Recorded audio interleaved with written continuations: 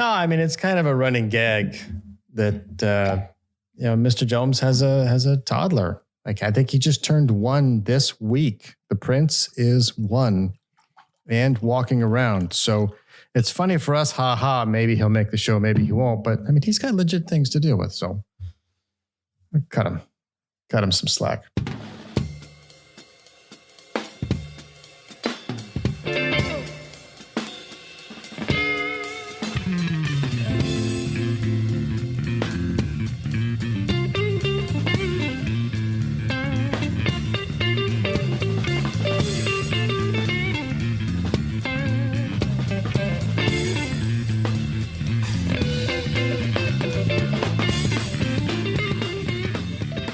Welcome to the Bottle of Brown podcast. I am your host, Danny Paul. Joining me here at the Bob Media Studios is the man himself, the Regent of Rage, the Baron of Bourbon, the King of Columbus, Leon Coventry, ladies and gentlemen. Danny.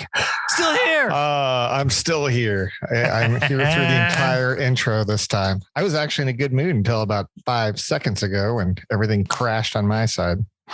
For those of you listening at home, the first 20 minutes of the show were shot because Leon's internet died.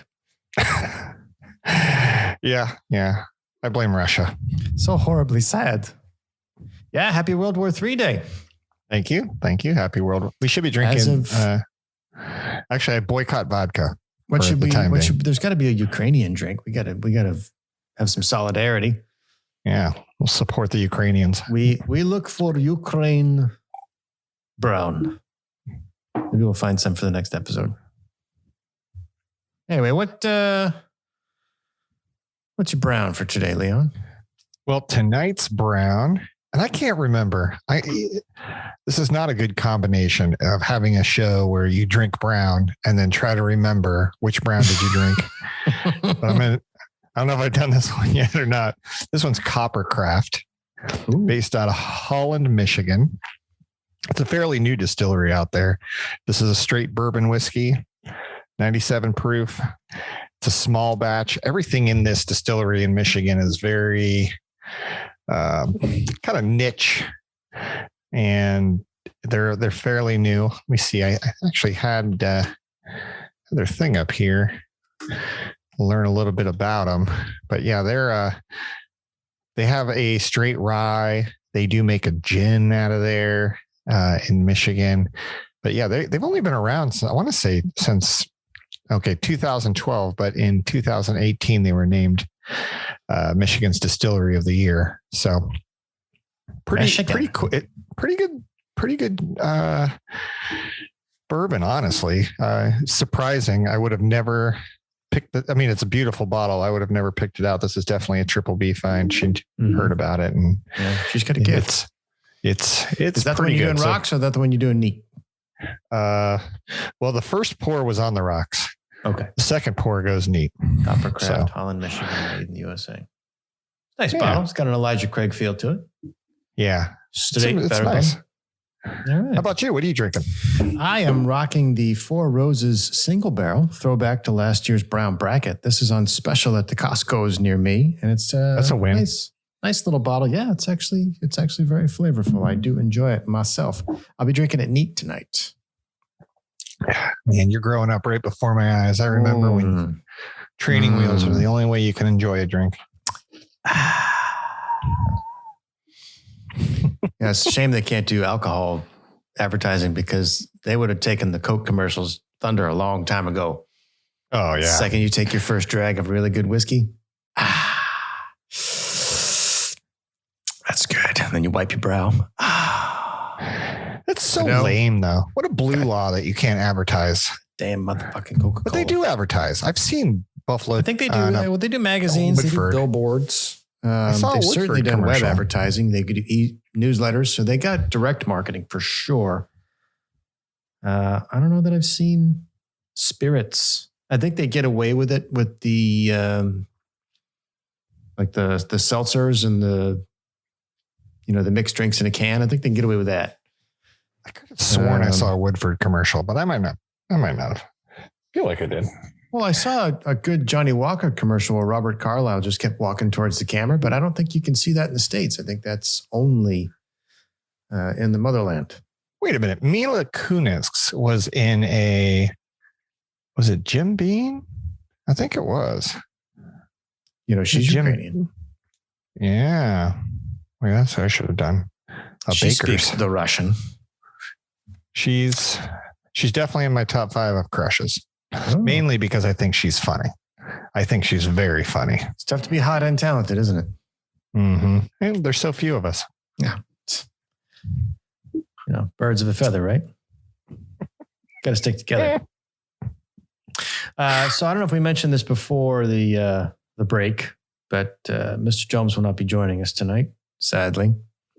Man has responsibilities. What can I say? Hopefully he'll be with us next episode. But now that we've talked about our brown, let's talk about brown. How you doing? Whiskey and whiskey. This is the darkest brown you got. Yeah. Say, Holmes, where they hiding the scotch? What about, brown? That's code for bourbon. Great stuff, this bourbon. It comes from a land called Kentucky. Talk about brown. There's a special rung in hell reserved for people who waste good scotch. Scotch? Oh, yes, I think so. Could I have one more of these with some booze in it, please? Tonight's Talk About Brown comes to us from vinepair.com under the heading Booze News. Yes, before you ask, we will be returning to this media source to see what other booze newses they have to talk about, because this is a rather compelling article. Dated January 11th, 2022. So we're reaching back about 6 weeks here. We're recording this on February 24th, Ukrainian Invasion Day. The headline reads, Impending American White Oak Shortage Threatens Bourbon Barrel Production, study says. Article begins, American White Oak, the resource commonly used for making whiskey and bourbon casks, may run short if action isn't taken soon, research shows. If there is no intervention in the immediate future, the species' population will significantly diminish in size, according to a study published by the White Oak Initiative, a coalition dedicated to the preservation of American white oak forests. Major causes for this include maladapted land management practices and shifts in the forest environment, not allowing for the species' seedlings and saplings to take root and reach maturation. Currently, the trees grow in more than 100 million acres spanning the eastern and central United States from the Ozarks to the Appalachian Mountains. From the surveyor's report published in 2021, 75% of all the white oak acres are classified as mature, which hinders the growth of new trees. Accordingly, 60% of those acres had no seedlings, while 87% had no saplings, allowing for other species to take root in these areas once the oaks have died or been harvested. Outside of the devastating environmental implications, this news isn't great for the $8.6 billion bourbon industry that has defined itself by using this wood in its casks. In response, several whiskey and bourbon distilleries, including Beam Suntory, Brown Forman, and ding, ding, ding, Sazerac, have joined the White Oak Initiative and pledged to have 50% of their logs be from sustainably managed forests by 2035. First, Leon, before we get too deep in this, I got so hung up on the fact that there is a group called the White Oak Initiative Group. I mean, It's coalition. Yeah, it's a coalition.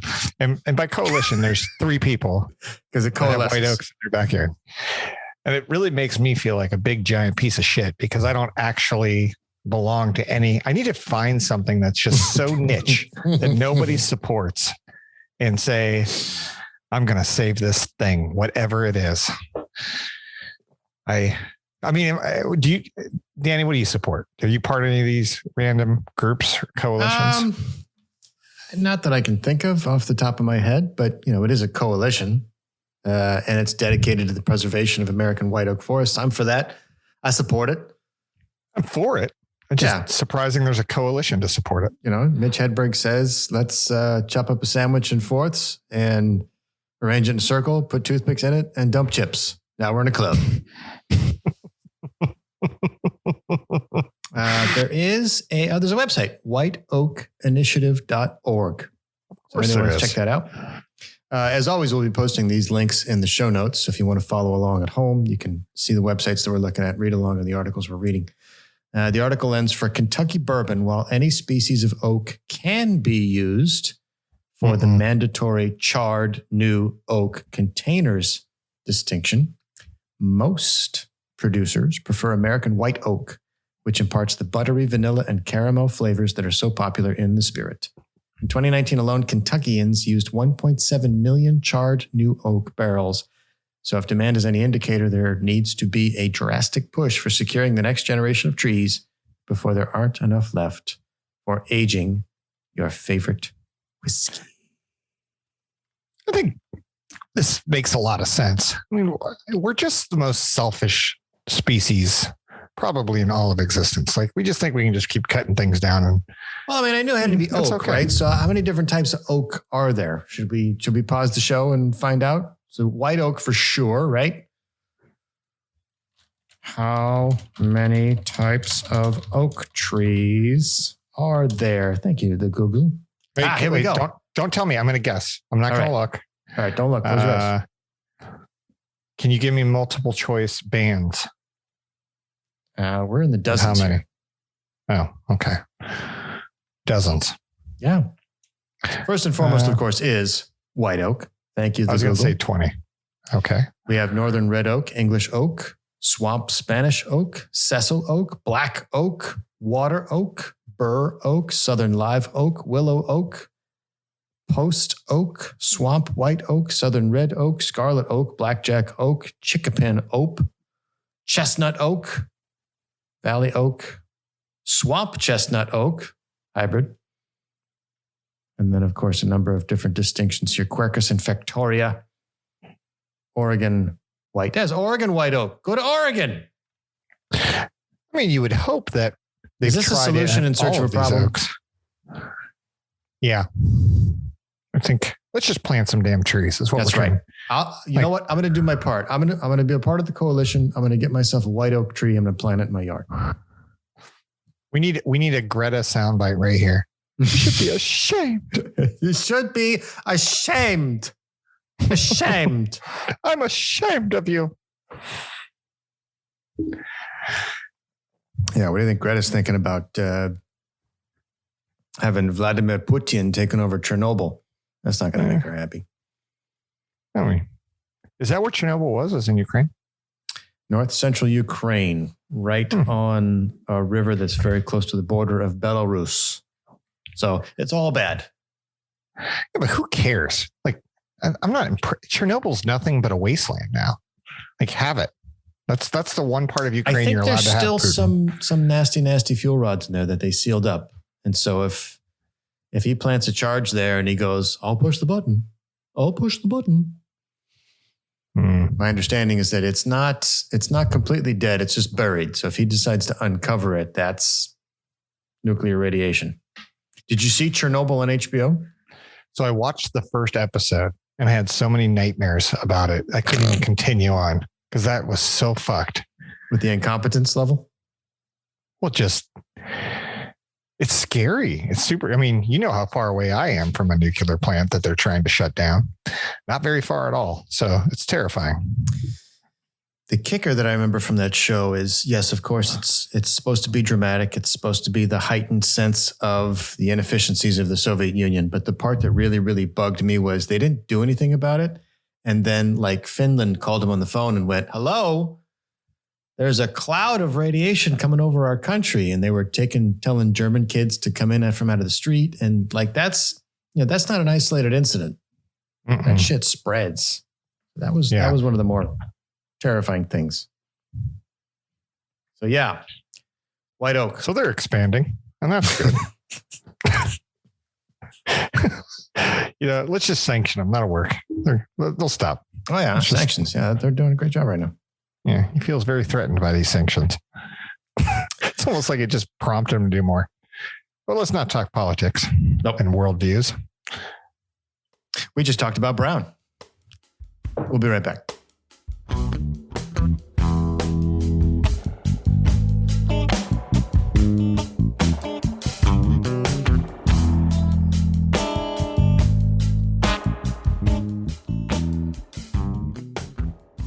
Welcome back.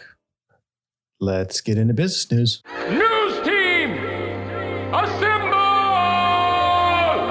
get down to business. And I got news for you. Today's business news comes to us from the BBC. That's right, the British Broadcasting Corporation. This one was posted up to the website about 4 days ago. Job fished. The con that tricked dozens into working for a fake design agency. Now, we have another issue that we're going to play on a future episode, Leon, where we talk about fake employees. This is a fake job. This one's a little bit more sinister, which is why we talked about it. This is about a British agency called Madbird. You can look this one up. This one comes from the BBC. The Zoom call had about 40 people on it, or that's what the people who had logged on thought. The all-staff meeting at the glamorous design agency had been called to welcome the growing company's newest recruits. Its name was Madbird, and its dynamic and inspirational boss, Ali Ayad, wanted everyone on the call to be ambitious hustlers, just like him. But what those who had turned on their cameras didn't know is that some of the others in the meeting weren't real people. Yes, they were listed as participants. Some even had active email accounts and LinkedIn profiles, but their names were made up and their headshots belonged to other people. The whole thing was fake. The real employees had been job fished. Dun, dun, dun. The BBC has spent a year investigating what happened. So this is interesting. Chris Ducey, 27-year-old sales manager based in Manchester, started at Madbird in October 2020, a few months before the Zoom call. He would be working from home, but the pandemic was still raging, so that was normal. COVID had upended Chris's life. It had cost him his last job and was the reason he'd applied for this role at Madbird. The ad described a human-centered digital design agency born in London, running worldwide. Sounded good. Madbird hired more than 50 others. Most worked in sales, some in design, and some were brought in to supervise. Every new joiner was instructed to work from home, messaging over email and speaking to each other on Zoom. Days were often long. Jordan Carter from Suffolk, who was 26 at the time, was credited with being one of the hardest working members of Chris's sales team. In 5 months, he pitched Madbird to 10,000 possible business clients, hoping to win deals to redesign websites or build apps. By January 2021, his work ethic had earned him the title Employee of the Month. Other staff lived outside the UK. Keen to tap into a global market, Madbird's HR department posted job ads online for an international sales team based out of Dubai. At least a dozen people from Uganda, India, South Africa, the Philippines, and elsewhere were hired. For them, the job represented more than just a paycheck, but a UK visa also. If they passed their 6-month probation period and met their sales targets, their contract said Madbird would sponsor them to move to the UK. Ali Ayad knew what it could mean to make a new life in the UK. He often talked to Madbird staff about his past before settling in London, but there were many versions of his story. To one person, he introduced himself as a Mormon from Utah. To others, he was from Lebanon, where a difficult childhood had taught him how to be a hustler. Even his name changed. Sometimes he added a second Y to his surname, spelling it Ayad. Other times he signed off as Alex Ide. But some chapters in the story he told people were consistent. Key, above all, was the time he spent as a creative designer at Nike. He told everyone about working at the fashion brand's Oregon headquarters in the U.S. It was where he'd met Dave Stanfield, Madbird's co-founder. Stories didn't seem far-fetched. Smooth operator on video calls, intense, charismatic, even appearing caring. Spoke with confidence, sometimes bordering on bullishness. It's how he persuaded at least 3 people to quit other jobs. Thoughts on this, man? Well, I mean, you introduce this story as these basically they're being catfished or job fished is the way that they called it out. Who this guy? He's their lead salesman. How does he not? They're paying him, right? So what part of this is not a job?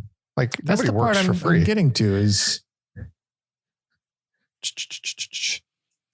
weighing up another tough business decision. Often used a quote attributed to Steve Jobs: "If you want to make everybody happy, don't be a leader. Go sell ice cream."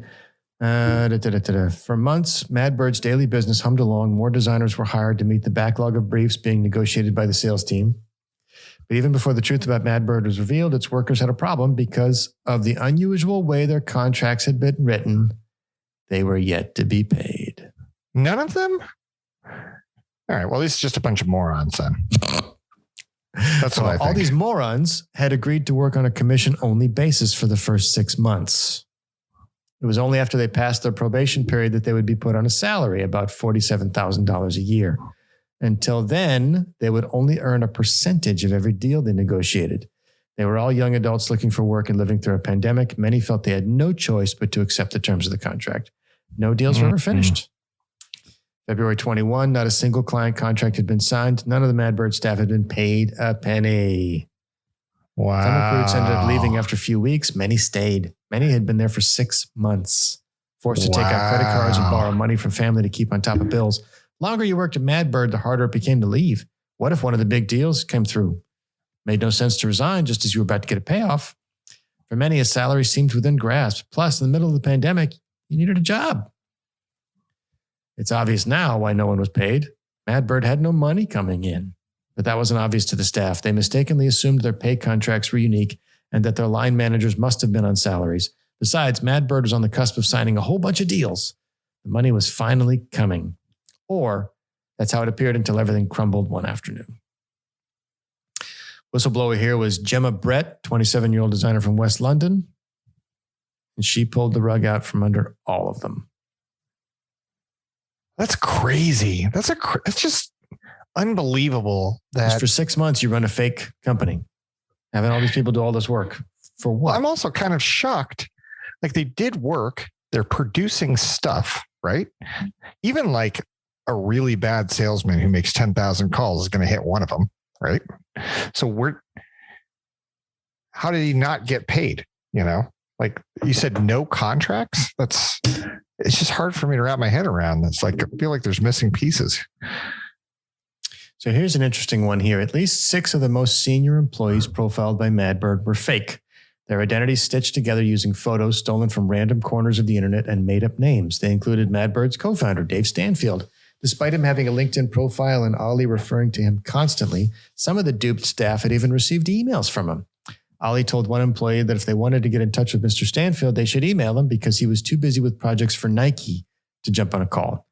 Using facial recognition technology, we were able to match Dave Stanfield's headshot to its actual owner, a Prague-based beehive maker named Michael Callis. Awesome.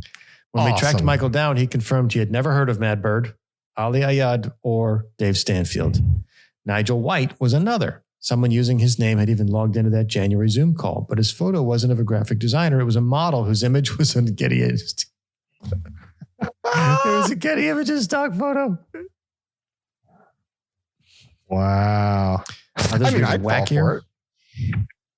For about 3 weeks, I'd fall for it, but that's about it. Others were even wackier. Graphic designer, brand growth manager, and marketing manager at Madbird actually turned out to be pictures of a Lebanese doctor, a Spanish actor, and an Italian fashion influencer. All of their photos have been stolen.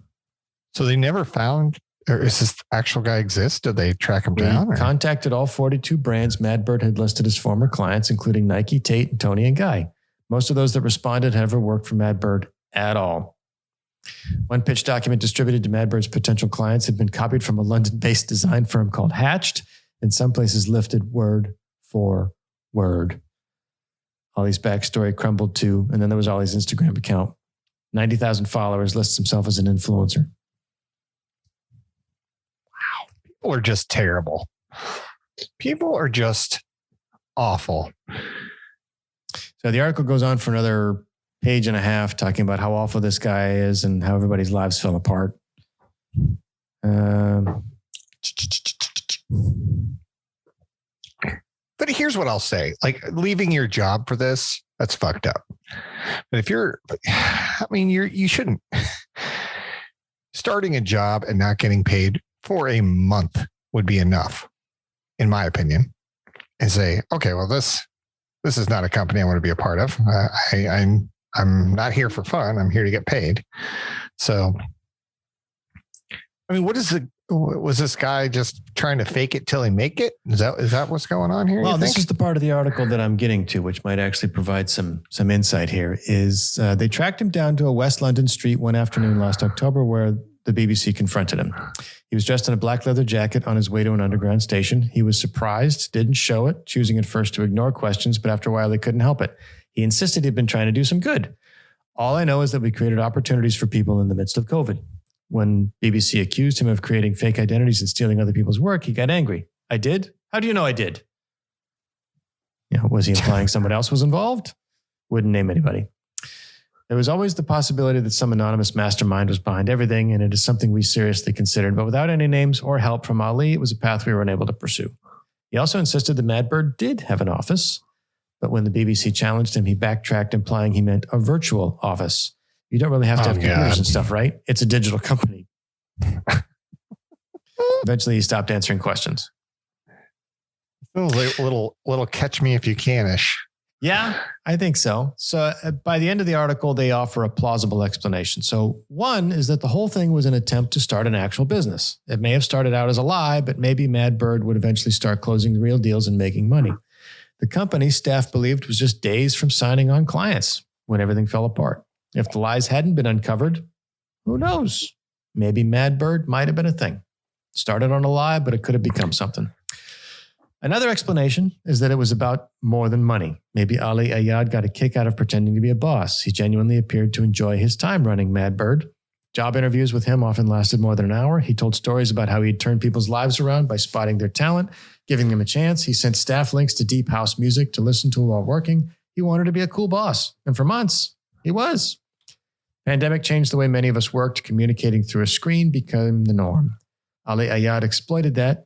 It was as if he wanted to be the next Elon Musk, and in Mad Bird, he thought he'd found a shortcut, a universe where he would be judged solely by his online presence rather than the offline reality. Most shocking part of Ali Ayad's gamble? It worked. I think this is a fascinating story and an amazing case study that I think a lot of college students should be researching. Yeah, because people are easily duped by the internet. Everybody reads it. Ever work for a commission-only position unless you know somebody that's working there who's gotten paid. Yes. Commission-only is a trick. Yep. We have ourselves a guest. Guess who decided to show up? Oh, yes! Gentlemen, sorry, a little late. Mr. Jomes has joined us. Hey, gentlemen. How are you doing? How are we feeling? How are you feeling, man? Congratulations to being a father for a year. Yeah, I had my happy parent day.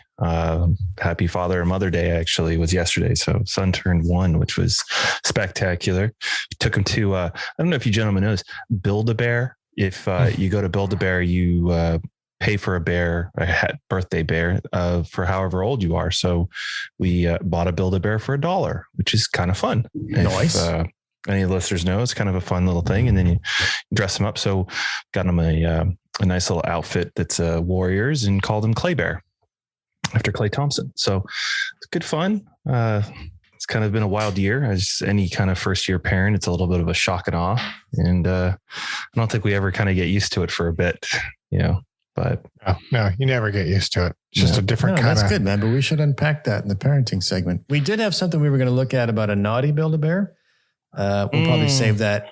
We'll save that for a future episode. But do you have any brown that you want to talk about? My brown is tonight is the Michner's Small Batch Sour Mash Original, which I don't know if any of the listeners are used to the Michner's, but this is phenomenal. This is really good. I think most of the stuff they make is off the charts, really, really good. Price point about $50. It's a fair price point for the quality for sure. For what you're getting, I mean, it is tried and true and really good. Good stuff. So very happy with it. I think what is this? I'm not sure what this. 86 proof. So we're on the lighter side. Hopefully no slurred speech tonight. Well done, sir. Well, that wraps up business news. Let's get to the crank file. I could look for something in the crank file. Crank file. Whatever. Today's crank file comes to us from Popular Science, popsci.com. The inside scoop on Apollo 10's infamous floating turd. Plus, other fun facts. So this one was interesting to me. I don't know why. You figure that I remember something from biology class that everything that's living has an internal circulatory system, consumes and uses food. And then I remember talking to my sister and my brother-in-law about this. And my brother-in-law said, yeah, and then they also shit, right? And I said, I don't know. That wasn't on the list. And this is 7th or 8th grade biology. You got your peachy folder and you got your analog methods of doing things. There was no laptops back then. There was no digital whatever. And I was looking at looking at my chart and I was like, there's nothing in here about waste. I was like, no, you have to process waste. All living things, intake and outtake. So I was thinking about that as I was reading this story. And as it goes, the astronauts of Apollo 10 went up in the space and took a shit. As humans do. So, fact, pooping in space used to be so messy and difficult that free-floating turds were not uncommon. Just take that visual right there. While recently researching how much fiber are these astronauts actually getting, though? That's the question. Like, well, don't you want to know how you take a shit in space? Because if everything floats, you either got to sit on a vacuum, or how do you do it? Well, what does Tang do to your shit? Is this neon orange Tang poop that's floating around? Dehydrated ice cream is super good. Yeah. Right? So the article begins, while recently researching the conundrum of dealing with irritable bowel syndrome while traveling through space, I was reminded of one of my favorite pieces of NASA lore, the free-flying turd incident. In May of 1969, with humanity just on the cusp of our first lunar landing, 3 NASA astronauts set off on Apollo 10 to orbit the moon, and then someone pooped. Now, here's where we get into it. Pooping in space is complicated, even with modern technology and know-how. In 1969, the process of emptying one's bowels in orbit was even trickier. You see, astronauts had to adhere plastic baggies to their rear ends using a bit of adhesive, then use their own hands to make sure poops actually made a safe landing in the intended receptacle. Without gravity, after all, there was no natural force acting to separate the bowel movements from their butts. But this process left plenty of room for user error. And on Apollo 10, the result was a free-floating turd. Several, in fact. Don't believe me? See for yourself. Each awkward incident got recorded on the official mission transcript. For more on the saga of the Apollo 10 turds, listen to the weekly episode of the Popular Science Podcast. That's right, boys. Well, manually hold the bag up to your bum or it gets loose. I just assumed that there was like a cone-shaped vacuum that sucked it out of your butt. That's just what I assumed. And I guess I was wrong. So I also linked to another link here from popsci.com/space/diarrhea in space. And they talk about it. They're actually referencing the movie Moonfall, but they kind of get into it. Did you watch any of that space? It was a show that was released. I'm still waiting for season 2. It had the guy from House who was the captain of it. The cruise ship. Yeah. That was on HBO. Yeah. Did you watch any of that? No, I didn't watch it, but I like him. Okay. Hilarious. Very slapstick. Very, very funny. And, spoiler alert. If you want to see it and don't want me spoil this joke, close your ears. But one of the funniest parts of this thing is like in episode 3, the containers that were holding all of the cruise ship flying ships shit, exploded. And so what it did is there was so much gravity all the floating shit became a ring around the ship and it never went away for the rest of the season. Every time they show it, you see the ring of shit around there, and you don't get it unless you saw that episode of what you're actually looking at. It's hilarious. And that was a run-on gag on the show? It's a run-on. It's always there. Whenever they look out the window, there's a ring of shit. And unless you saw that episode, you have no idea what you're looking at. It's hilarious. Actor's name is Hugh Laurie from Thank House. You. That guy's awesome. HBO Max. I mean, how he played that character House, and then you find out who he really is and how he actually acts. Like, he is way more Monty Python than ever a House. He deserves every acting accolade for pulling off. Well, you guys hung out with Eddie, who did a stint on that show. He does his grumpy Midwest American, and then once they yell cut, he turns around and goes, "Eddie, how are you, mate?" And it's the most unnerving thing, apparently. Mm-hmm. But yeah, that's acting. Thank you. That wraps up the Crank File. Let's get on to Because Florida. Because anything goes to Florida. Baby, let the good times roll. Because anything goes to Florida. Come on down and do your worst. Today's because Florida comes to us from the Associated Press. Real news, bitches. Miami agrees to do something about its peacock problem. Finally. I mean, geez, how long have we been waiting for this? We're not talking about the streaming service. Oh. Peacocks could be on the outs in some South Florida neighborhoods after the Miami-Dade Commission agreed to loosen a law protecting the birds. While the 20-year-old law still protects peacocks from harm, commissioners agreed Tuesday to allow cities to opt out if they present an appropriate plans to humanely remove the divisive birds from areas where they're not wanted, the Miami Herald reported. Mating season is when we get the most complaints.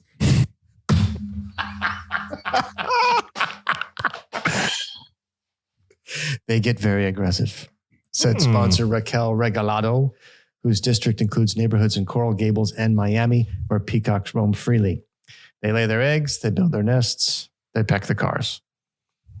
Neighbors often clash over the peacocks. Go on, Leah. What is it? No, are there a ton of these peacocks around? They're just so many. I've never even heard of this as an issue. Doesn't Mission Viejo have the annual coot shoot? I don't know what that is. That is. It's just a way to depopulate too many birds. Speaking up north in here, peacocks are effing annoying. They are fucking terrible birds. I mean, let's be honest. I mean, normal, an eagle or a, crow or whatever it is. Yeah, it cackles here and there. The sounds that peacocks make is fucking awful. It is the worst. There's wild peacocks just up in Northern California, just walking around. I've been to a peacock farm and they do make the strangest gurgling noises. They have the strangest. Behind where my in-laws live, there's a peacock. And now I don't know if it's wild. My in-laws told me it's wild. There's a few wild birds, but there is also a horse stable and there may be one rolling around there. I haven't been.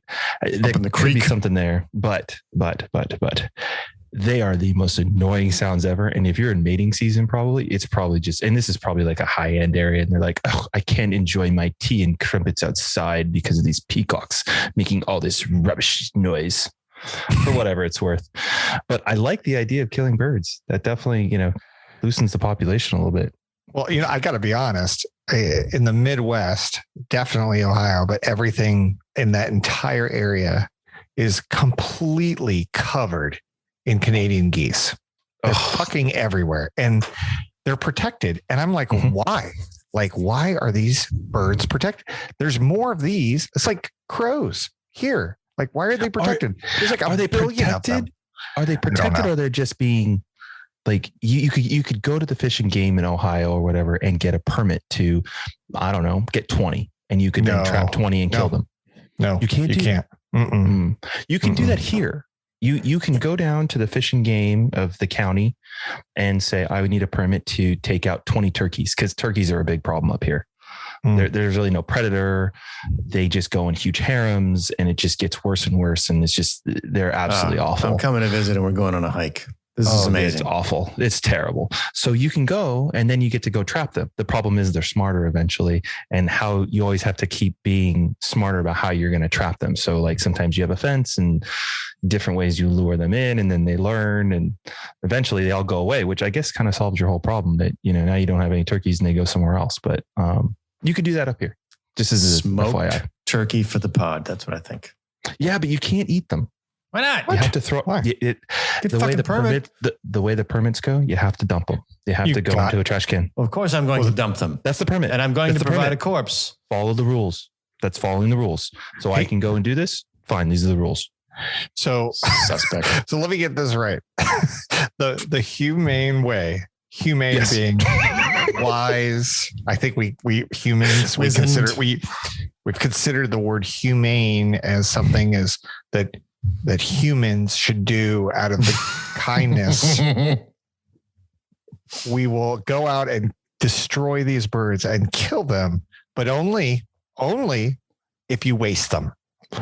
Do not use them for good. Trash can. You must waste Trash them. can. Yeah. You need to put them in the landfill, which that's not a problem. Just throw them in there. Make sure you don't put them in compost though, because we don't want this bird to provide anything whatsoever as a positive. Got it. Okay. Yeah. We're clear. We're clear on that one. The article We're the continues, worst. non-native species have a tendency to wear out their welcome in sunny Florida, where the State Wildlife Commission has encouraged the killing of iguanas and Burmese pythons. And That's true. house-eating snails. For those of you Yeah, that I are love fans of that the show, one. you remember that episode we did. The county's 2001 peafowl ordinance was adopted following a petition drive to save a flock of peacocks in South Miami-Dade, forbidding their killing or capture. An exemption allowed homeowners to remove them, and one neighborhood did so in 2020 after an amendment allowed for removal of excess peacocks.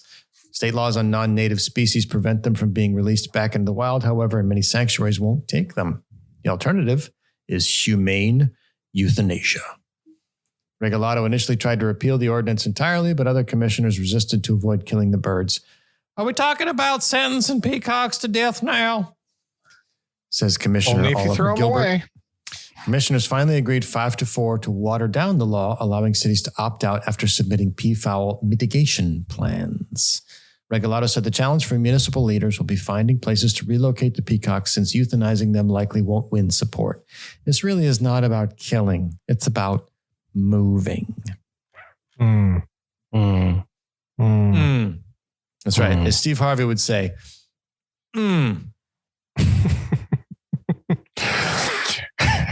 Who's going to play when the damn ship going down? this is about moving the peacocks. It's called a relocation plan. Relocate them over to where the crocodiles are in the swamp. That's a great idea. Problem solved. That way the crocodiles won't eat the kids. Yep. Anyway, that wraps up Florida. We'll be right back.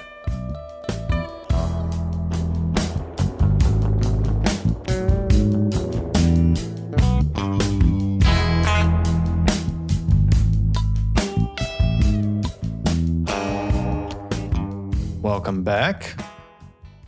Let's get into parenting. We can make kids right now. That's why we're here. It's not the years. It's the mileage. Today's parenting comes to us from CNN Travel. Disney wants to build your dream neighborhood. And no, Mickey Mouse won't be the doorman. So it comes to us from the 17th of February, so it's fairly new.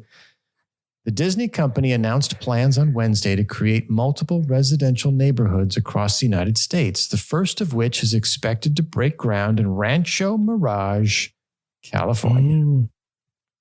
Disney spokesperson told CNN, the desert, aka the desert.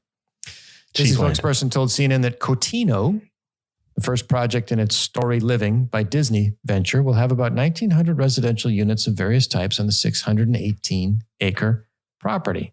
Prices have not been announced, though the spokesperson said home prices will be set by the home builder, taking into account market conditions. The property outside Palm Springs will be developed with DMB Associates from Arizona. Besides planning condominiums and single-family homes, Disney plans to have a mixed-use district open to the public with shopping, dining, entertainment, a hotel, and a beach park. Certain neighborhoods will be designated for residents 55 and older. Disney employees, whom the company calls cast members, will manage the properties and curate programming and experiences for residents. But you won't find Mickey Mouse there. And there are no planned discounts or perks related to Disney theme parks or products. Instead, residents will find water recreation, cooking classes, seminars on wellness or philanthropic projects. All this, of course, comes at a premium. Residents would pay a homeowners association fee as well as a voluntary club membership fee, the prices of which have not been announced. Thoughts on this, boys? It's only natural. Disney's trying to take over the world.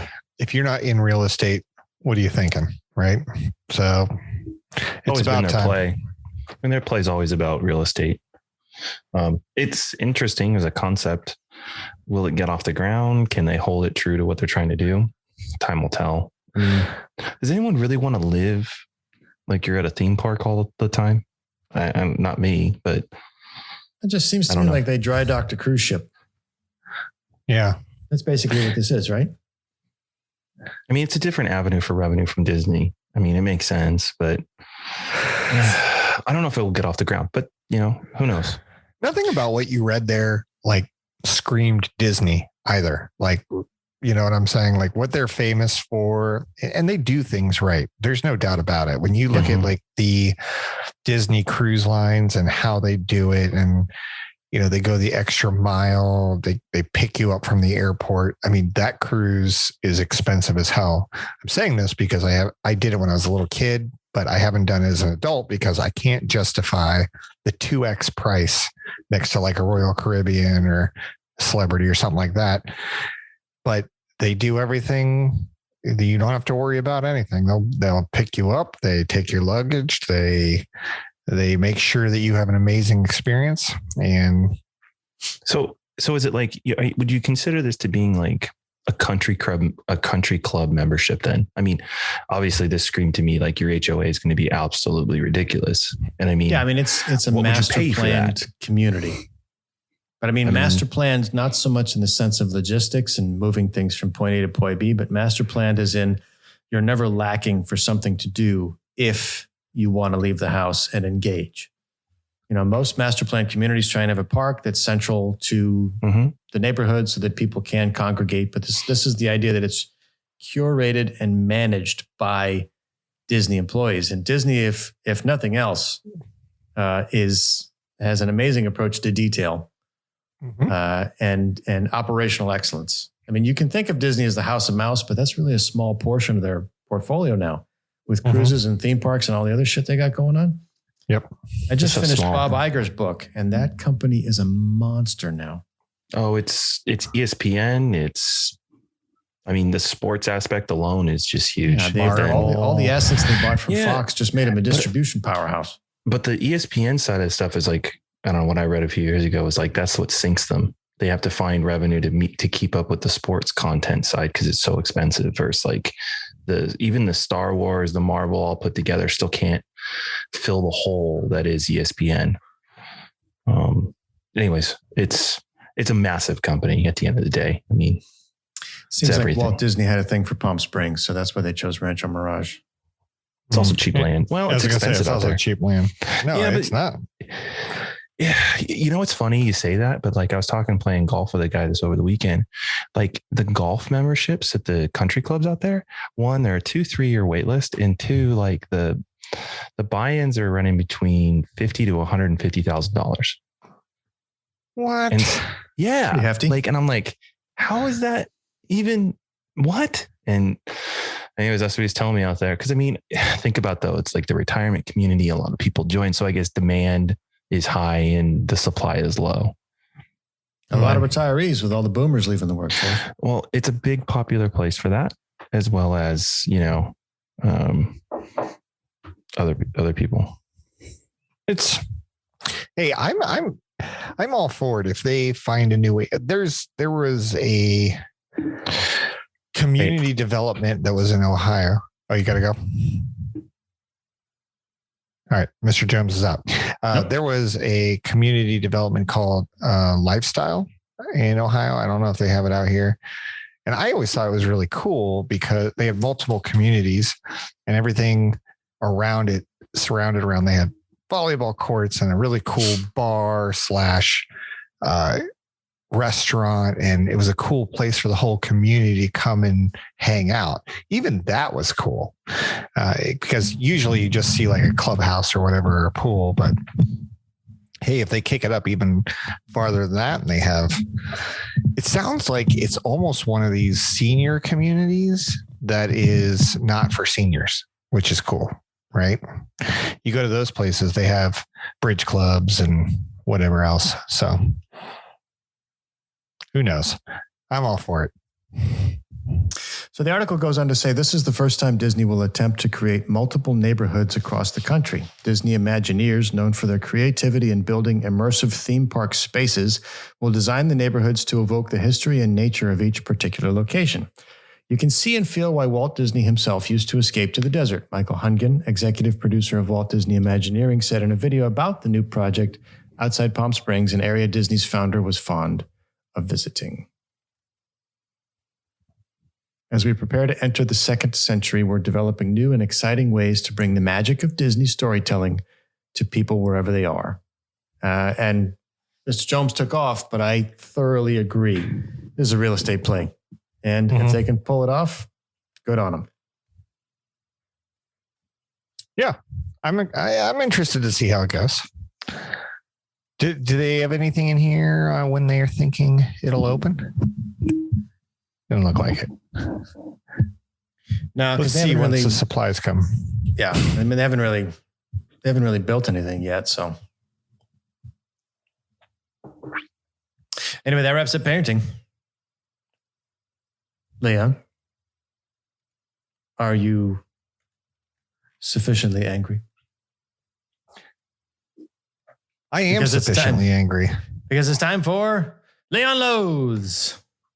So far, Danny, I haven't heard a single logical reason. No, don't accept this. It's frustrating. And we haven't cured cancer. We have not cured cancer. I don't know the answer. I'm just ranting about it. Leon, the floor is yours. Well, thank you. As you know, everyone can probably tell from today's show that I'm a little calmer and relaxed. And that's because I just got back from vacation. And that should last about a week. So that's good. Went up to Tahoe. Yep. And that was wonderful. Yeah. Took the family up there, including the dogs. And we rented an Airbnb. And that is our favorite way to go now because we can take the whole family and it's just more comfortable. And if you're going to do a week, do that. But there's also issues with it. And I think what I would like to talk about tonight will branch much more outside the Airbnb world. But I'm going to start with this to tell you how ridiculous some of the things were. So when we booked this, Triple B and I, we're talking about North Lake Tahoe or South Lake Tahoe? North Lake Tahoe. Lake Tahoe. Good question. California side. Reno. Yeah. Closer to Tahoe City up there. But the part that really frustrated me the most about this whole thing is the nickel and diming and horrible customer service that went into this specific management company. And it really branched me out to piss me off on anything that's along those lines. And I think everyone needs to be more cognizant of this BS and speak up for it. When you see nickel and diming, well, let me just I'm so frustrated I can't even have a linear thought here, but I'm going to stick with linear thought here. We went out on Super Bowl Sunday. Triple B is a Cincinnati Bengals fan. I knew when we booked this that there was a small outside chance it's possible the Bengals might make the Super Bowl.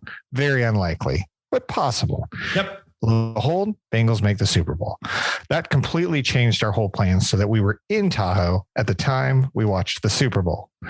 So I had to backtrack the math. We ended up leaving around 3:30 in the morning just so that we could make it there with plenty of time to watch the Super Bowl. They made check-in time. Super Bowl starts at 3:30. With 3 or 4 days to go, we started engaging the management company and say, hey, we're driving up. It's a 9 or 10 hour drive. We'd really love access to the place a half hour early, an hour early, so we can unload and watch the Super Bowl. Crickets, nothing.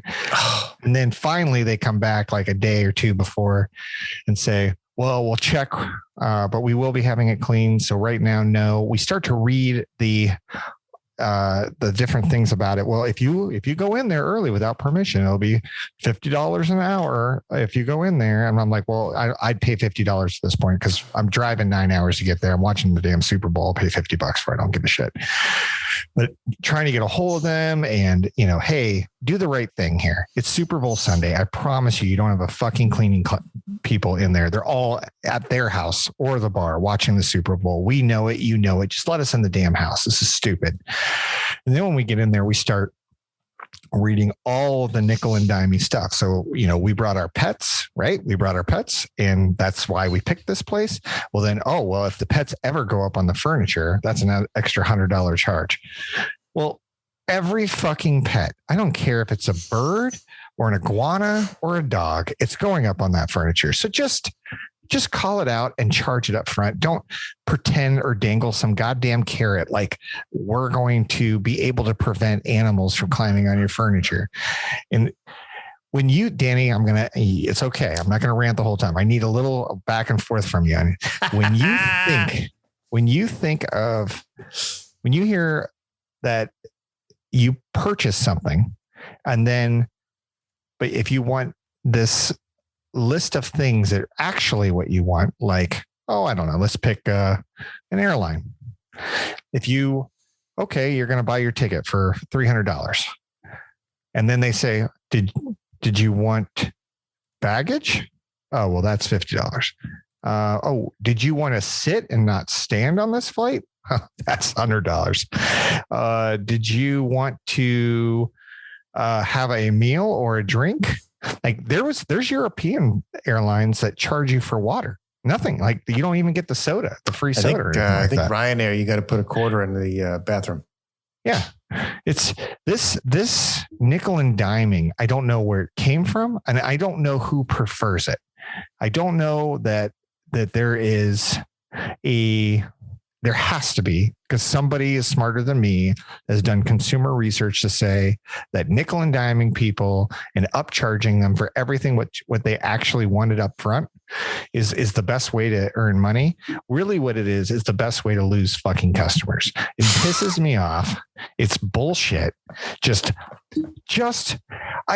I'm at the point now when I go out and travel, I'll do the all inclusive, but there's no way I'm never going to make it up because I don't drink like I did when I was 21.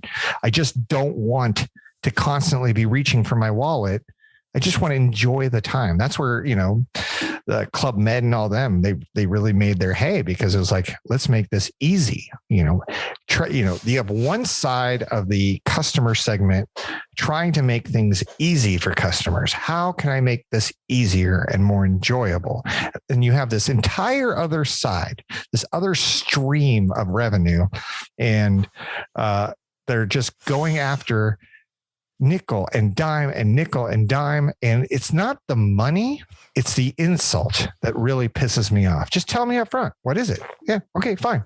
But don't tack it on as it goes on, because that calculation going on your head is a stressor that you really don't need. That's how, I don't know. I don't think I'm articulating it as well as I'm pissed off about it. I don't know. I'm 100% with you. I am a big fan of transparent pricing up front. Give me all of it, because then I can check all the boxes and I can select everything that I want to have. If you're going to have pets, there's no way that you're going to keep the pets off the furniture. So go ahead and bundle that in as a pet charge. Because if you're bringing in something like a bird, no, you don't do a pet charge for that, because nobody's ever going to know. The bird's going to be in a cage. It's never going to touch anything. So the whole idea of, there is an argument, I think, for a la carte pricing, pay as you go. But in most situations, it's bringing a pet. Here's the pet charge.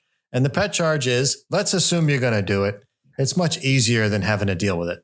The other idea is, suppose you get in there, you don't pay the pet charge, dog shits on the furniture, that furniture's gone. Do they have any recourse to go after you? And as far as I know, Airbnb has a pretty good intermediary policy, better than Verbo or some of the other ones. But the idea is, if you do something that breaks the rules, then somebody can go after you. But the whole idea with the airlines of, I'll pay to not have to stand. It's a pain in the ass, and it's a piece of shit way of having a business model.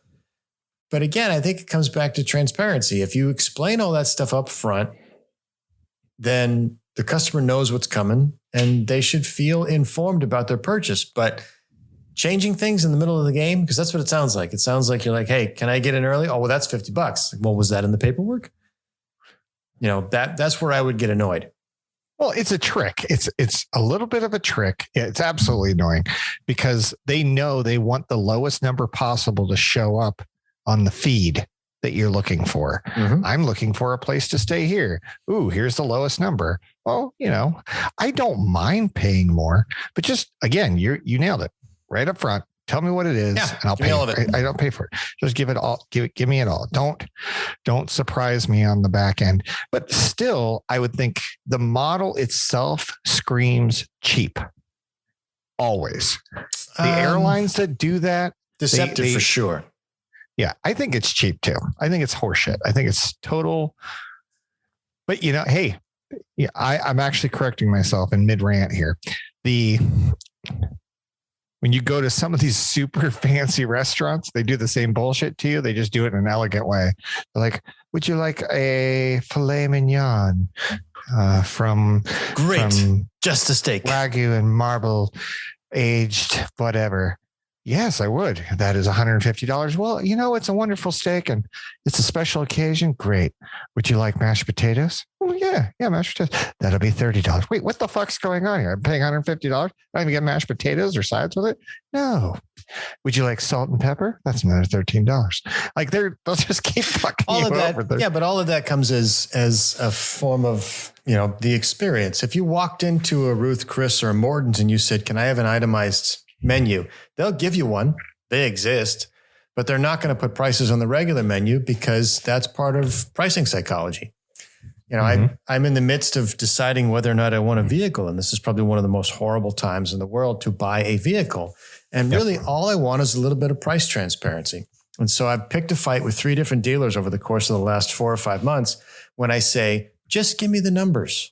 And they say, well, there's tax, title, license, delivery, alignment of the planet's fee. I'm like, great. What is it? Is it 4,000? Is it 15,000? Is it 80,000? What is it? We'll talk about it. Come on. Come on. No, I'm not coming in. Just give me the numbers. Yeah. And this one fight I had with a Honda dealership because I was looking at a Ridgeline. The guy goes, listen, you need to understand market situation. I go, yeah. Supply and demand. I got it. What's the number? Well, we'll give you all that in an email. Okay, great. Email. See you later. Well, why don't you want to sit down? Well, I'm waiting for an email, right? And finally the email shows up and the email has a $3,400 dealer market fee. And it's like, fuck, just fucking give me that, man. Because I'll look at it and I'll go, all right, $3,400. No deal. I'm out. Instead, you make me do this fucking tired song and dance where the rep goes back and forth to the sales manager. And it's like, give me a minute. I'm going to go back and talk to my boss. Let me go talk to my manager. Say, just bring a fucking spreadsheet. Go over there, get a spreadsheet, bring it back and show me the numbers. And I'll tell you, I don't like that one or cool. But the whole idea of predatory pricing is that you withhold from the customer even after they ask. Like that's what I want. I want to be able to say, give me all the pricing. And then if they don't do it, I can go to a commissioner or something and say, I can slap their wrist. No, it's a no-no. That's the only thing that I would want out of the Consumer Financial Protection Bureau is that kind of bullshit. Mm-hmm. But the other part of this that you're triggering my loathe, Leon, is I was looking at a Nissan dealership and they have a wonderful online portal. They call it Nissan at Home. You ever seen this? Mm-mm. It's called Nissan at Home. It's a nice little red at home logo that they tack onto the Nissan logo. And the idea is that certain dealers participate in this program. And what they do is they literally give you the entire white sheet. And it's got everything. It's got tax, title, license, delivery, finance and insurance fee. It's got everything on it. And then what you realize is it's twice the fucking sticker. And then you go, no, that's dumb. But I could have clicked it, put it in my cart, paid for it, financed it, been on my way, and they would have delivered the vehicle to me, no questions asked. But if I don't want to do the Amazon method and I actually want to pay something that sounds reasonable, again, it gets back to what is the advertised price and what is the out the door price. And that delta is the most painful part of buying anything ever. Oh, yeah. I filled out a form. And there's a guy that called me off the hook every 3 days. Like, you want to talk about, I just want to go shake the guy's hand because that is salesmanship. Every 3 days at the same time, he calls and he leaves the message and it's the same message. This is so-and-so from the dealership. Just want to know if you want to come down. We're on 91st and whatever. Come down and let's look at this vehicle that you're interested in. We got lots of pickup trucks on the lot. Just come down and check it out. Every 3 days without fail. And then they go to email. And I go, oh, email. Okay. So I responded to the email. I said, this is a nice lease deal that I just got from Nissan Factory. Can you give me the details? Crickets. And I immediately get a phone call. Yeah. So you emailed us about a lease deal. Why don't you come on down to the dealership? We'll show you what we got. And I was like, no, email is my preferred method of communication. And after another 3 calls, I blocked him. got a phone call today from the sales manager. Different number. Who didn't leave a message. So your loathe is apt, justified, and true, sir. It's As a they always dance. are. It's a dance you got to play. So put on comfortable shoes. I feel better. This is a very cathartic segment for me, and I appreciate everyone allowing it. I feel like it's my couch session. Yeah, it's good therapy. Just get it off my chest. Good for you.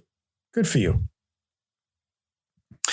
That brings us to the end of your loathe, Leon. Well done.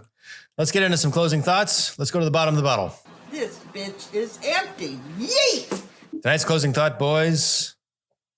After Harambe was shot. Remember Harambe? Mm-hmm. The gorilla, I think, was in a pen. Was it in Ohio? Cincinnati, yeah. Since it was Cincinnati. I gotta go to Cincinnati. So this poor gorilla was shot, which was a tragedy. It was all over the news. Mm-hmm. Scientists harvested his sperm so that his genes could live on. Well, that's nice. I know. Cooler if he was awake for it. Your first impression is, oh, somebody went down and jerked off a dead gorilla.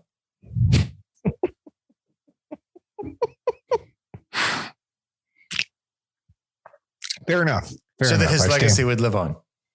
Yeah, I hope somebody does that to me. That's all I have to say about that.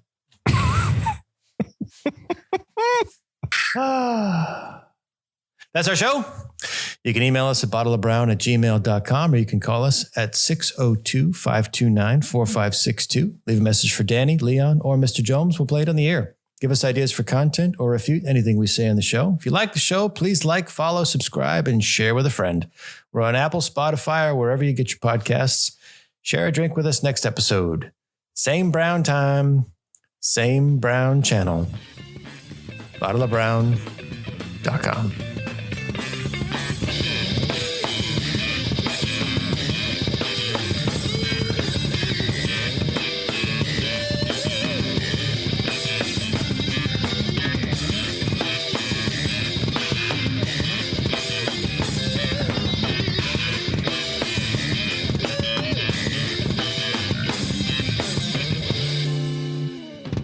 This place is dead anyway, man.